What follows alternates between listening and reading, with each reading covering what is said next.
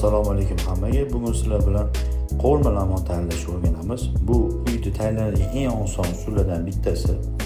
Xo'p, yog'ni tovaga solamiz, farsh solib yaxshilab qovurib, ketidan chesnoni solamiz va uni ketidan piyozni solib yaxshilab aralashtirib, yaxshilab qovuramiz. Undan keyin bo'lsa bolgarskiylarni solib yana qovurishni davom etamiz. Suv ketgandan keyin tuz, murch, kashnich urug'i va spets pripravani solib, 3 qoshiq tomat solib, yaxshilab aralashtirib qovurishda davom etamiz. Keyin bo'lsa pomidorni solib, past olovda 15-20 minutga dimlab qo'yamiz. Tayyor bo'lgan farshimizdan skоворodkaga solamiz. O'zimizga kerakli lamonni solamiz. Yaxshilab aralashtiramiz.